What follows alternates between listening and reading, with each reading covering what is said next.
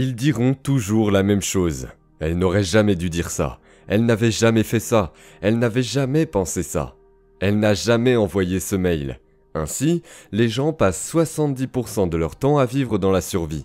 Et c'est ce qui commence à réguler les gènes pour créer une maladie. Et lorsque vous êtes en survie, vous vous concentrerez sur 3 choses seulement. Votre corps, qui prend soin de votre corps, des choses dans votre environnement, des gens dans votre environnement, des endroits où vous devez aller dans votre environnement dans le temps, le corps, l'environnement et le temps. Et nous commençons à croire que nous sommes un corps vivant, vivant dans le temps, et nous oublions que nous sommes des êtres spirituels ayant une expérience humaine. Mais en survie, c'est très difficile à créer car tout le flux sanguin va au cerveau postérieur avec ses émotions et loin du cerveau antérieur. Et vous êtes enclin à réagir. Et lorsque ces produits chimiques s'allument, il y aura toujours un écart entre la façon dont les choses apparaissent et la façon dont les choses sont vraiment. Cela changera votre perception. Et si vous réagissez pendant ce changement chimique, vous direz toujours la même chose. Je n'aurais jamais dû dire ça, je n'avais jamais fait ça, je n'ai jamais pensé à ça. Je n'aurais pas dû envoyer ce mail. Parce que maintenant, vous agissez comme un animal amplifié avec une grande banque de mémoire. Quand vous apprenez aux gens à ne plus vivre dans le futur, vivre dans le passé, essayez de prédire leur avenir lorsque nous reprenons le chemin familier. Et vous leur apprenez ce que signifie être dans le moment présent.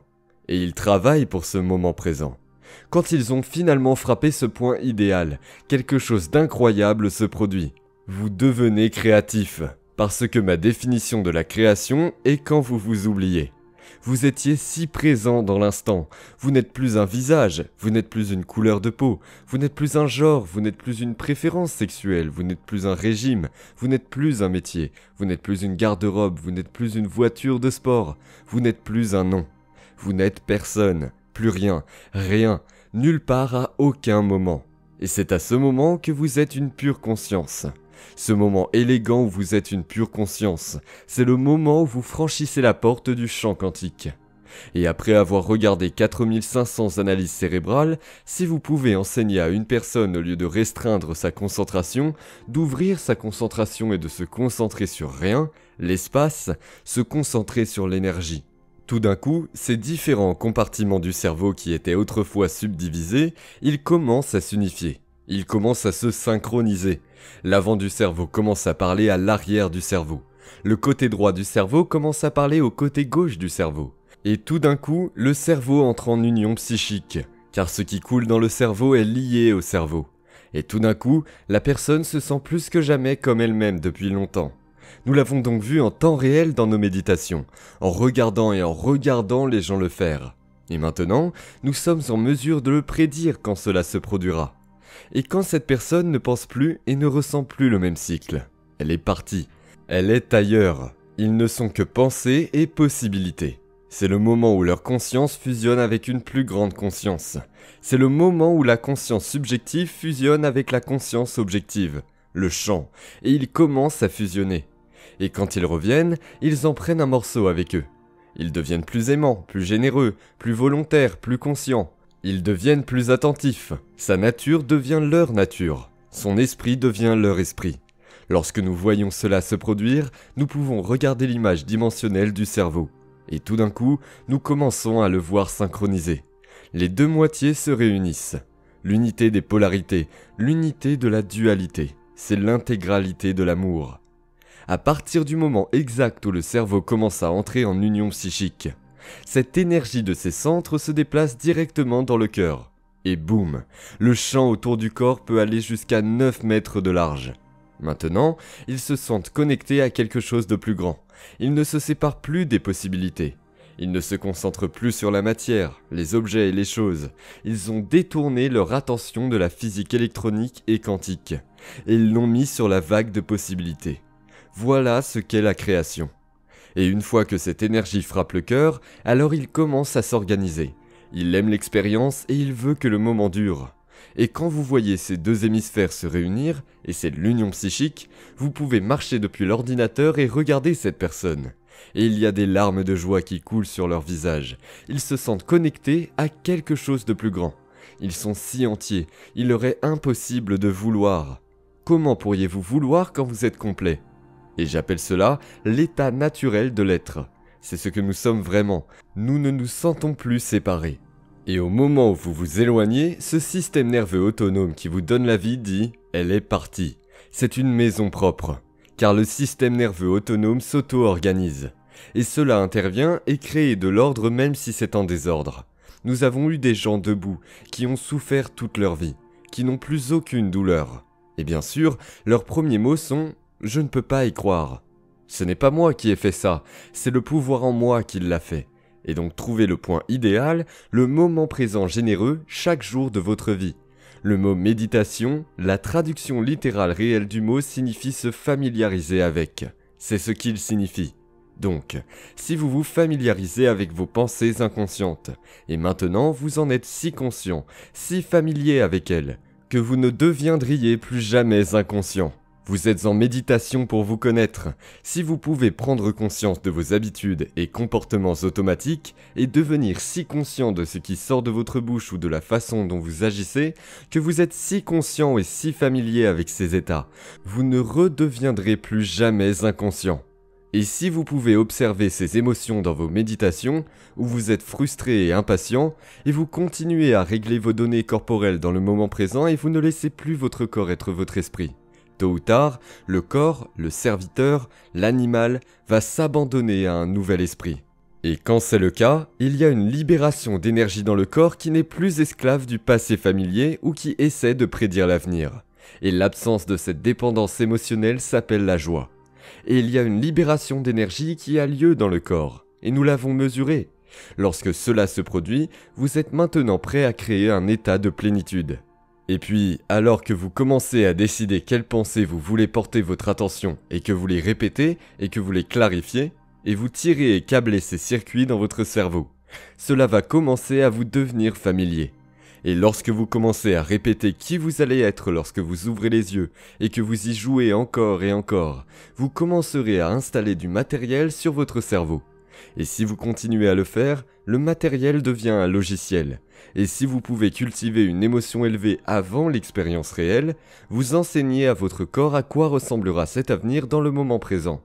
Et vous signalez de nouveaux gènes et de nouvelles façons de fabriquer de nouvelles protéines, préparant votre corps à l'événement. Et si vous continuez à pratiquer, à cultiver ces émotions élevées, cela commencera à vous devenir familier. Le processus de changement est le désapprentissage et le réapprentissage. C'est briser l'habitude de l'ancien soi et réinventer un nouveau soi. Il élague les connexions synaptiques en neurosciences et fait germer de nouvelles connexions. Il désinstalle, débranche et réinitialise les câbles. Ça perd la tête en créant une nouvelle. Il prend ses émotions, le corps comme esprit, et reconditionne le corps à un nouvel esprit. Cela tire votre énergie du passé et investit votre énergie dans le futur. Et ne seriez-vous pas d'accord alors si votre vie contrôlait ce que vous pensez et ressentez? Si votre environnement ou votre réalité personnelle vous rappelle qui vous êtes en tant que personnalité, l'environnement est si fort.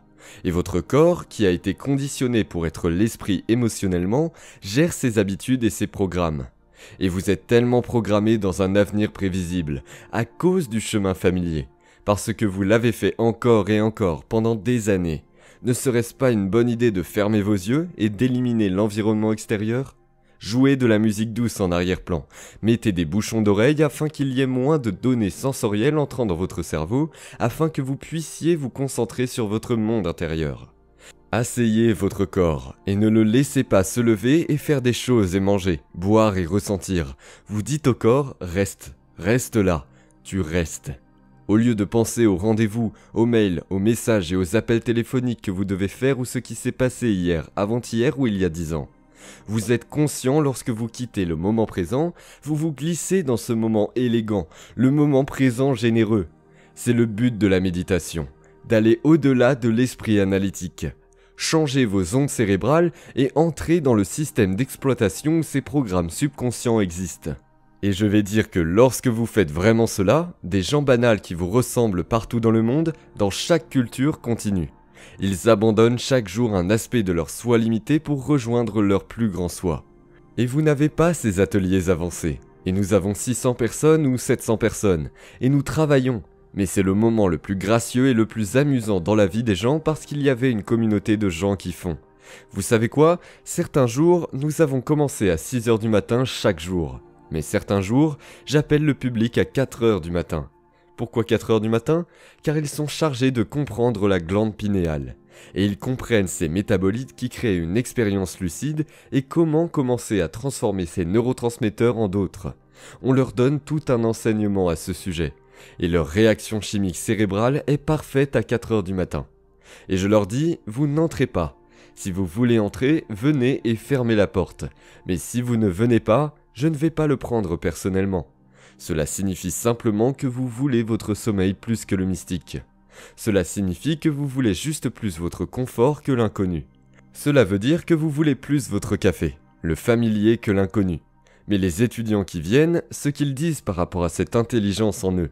Je ne veux pas de mon café aujourd'hui, je ne veux pas de mon thé, je ne veux pas de ma douche, je ne veux pas de mon sommeil, je ne veux pas de mon lit, je ne veux pas mon téléphone portable, je vous veux. Vous êtes l'objet de mon affection. Et ils l'ont exploité jusqu'à ce qu'ils entrent en contact et quand ils le font, ils partent pour la balade de leur vie. Et nous avons mesuré leur cerveau lorsque cela se produit. Et ils traitent des amplitudes d'énergie qui n'ont jamais été enregistrées dans l'histoire des neurosciences. La plupart des circuits cérébraux ont tiré environ 40 microvolts d'énergie au carré. Les étudiants produisent 1 million de microvolts, 2,5 millions de microvolts, 4 millions de microvolts. Tout ce qui passe entre leurs oreilles est plus réel que tout ce qui s'est passé dans leur passé. Ils ont une expérience sensorielle complète sans leurs sens. Et que vous arriverait-il en ce moment si vos sens étaient amplifiés par 25%? Tout ce que vous voyez, tout ce que vous entendiez, tout ce que vous sentiez, tout ce que vous goûtiez, tout ce que vous ressentiez. Si vos sens étaient augmentés de 25%, c'est aussi le cas de votre sensibilisation. Et si votre sensibilisation est amplifiée, votre conscience aussi. Et vous ne pouvez pas avoir une conscience sans énergie. Ça va ensemble. Et le cerveau enregistre des amplitudes élevées. Et si l'expérience enrichit le cerveau et que l'expérience produit de l'émotion, elles sont changées en un instant. Parce que l'événement intérieur est plus réel que tout événement externe passé. Et le passé est effacé. Et cette personne peut vous raconter l'expérience qu'elle a vécue. Et je dois les croire, parce que nous voyons leur cerveau faire cela. Nous savons qu'ils peuvent faire ça avec leur cerveau. Alors, pour terminer, quelle belle époque pour être en vie dans le monde, car à l'ère de l'information, l'ignorance est un choix. Et c'est un moment dans l'histoire. Sachez seulement ce que le savoir-faire. Et pour démontrer tous les changements que vous voulez voir dans le monde, j'adore le concept d'émergence en biologie. Vous verrez un groupe de poissons nager tous de la même manière ou une nuée d'oiseaux se retourner dans une seule direction. Si vous deviez étudier ce phénomène en biologie, vous penseriez qu'il y avait un leader et que tout le monde suivait, qu'il s'agissait d'un phénomène descendant. Il s'avère qu'il n'y a pas de leader, c'est un phénomène ascendant. Ils sont tous un seul esprit, et ils partagent collectivement le même niveau de conscience. C'est une stigmatisation que vous et moi avons rencontrée.